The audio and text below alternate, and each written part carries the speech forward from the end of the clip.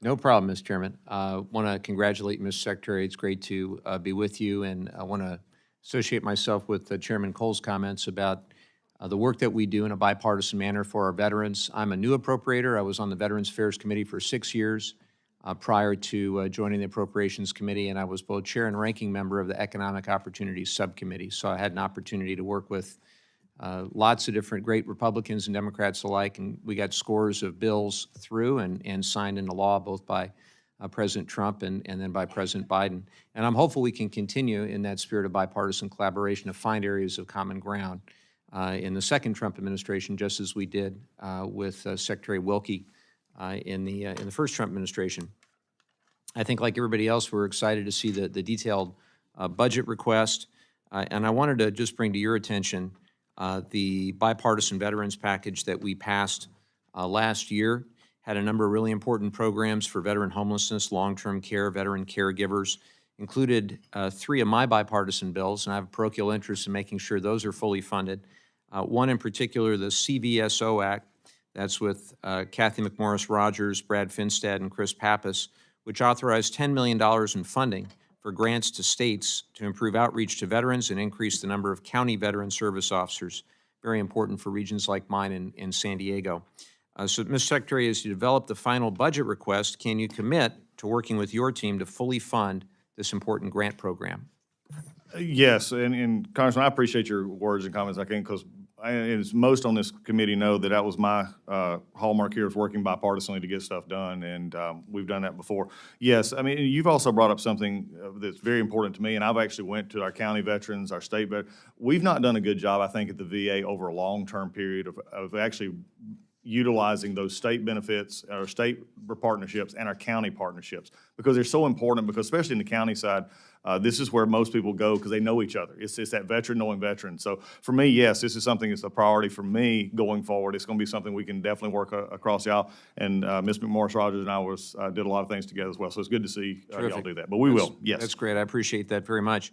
I also wanted to thank you. I wrote you back on April 2nd about call centers and specifically the potential move to automation.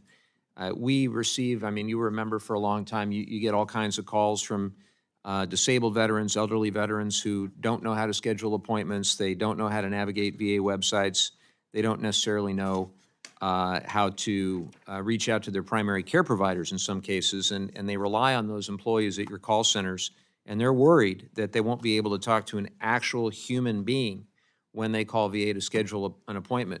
So, Mr. Secretary, can you promise my constituents that when they call VA, they will be able to talk to an actual human being? Yeah, that's our intention. One of the things that I appreciate you asking this, because it's important to me, because as someone who deals a lot in my district, and most of you did as well, with older veterans who are just looking for answers, especially trying to. What became surprising to me is we have it's approximately, and I have to get this number, over 200 and approximately 250 call centers associated with the VA. What concerns me about those is they don't talk to each other. Mm-hmm. Is we have 250 almost different call centers across the country that have no connection. Unlike if you were to call your insurance agent or another company, they would know, okay, we see, Congressman, you wanted to know about this benefit. Well, we could connect you there. What we're trying to do is make that more streamlined, or looking at the possibility of how do we do that so that the veteran can get directly to their care, get to somebody who can answer their question, but do it without having to dial several numbers. One of the problems we found is that they would dial one number, maybe our main 411 number, but yet at the end of the day, they're having to get another number to call. So I'm with you. Let's make it easy as we possibly can and streamline that so that they can get the personal help that they need. But just to be clear, it'll be a human on the other end. Yeah, we're making sure that we have as much human interaction as we can. The other week, I had a dishwasher installed. I called the number, and it was an AI chat assistant. I was ready to hang up. I don't want that to happen to our veterans. And in the letter, in the response, you said, quote, VA call centers are incorporating self-service options, and, quote, there is always an option to be connected to a live representative. So again, to drill down on this, can you be specific about what self-service options are? Because in the private sector, these are lousy. Time is used.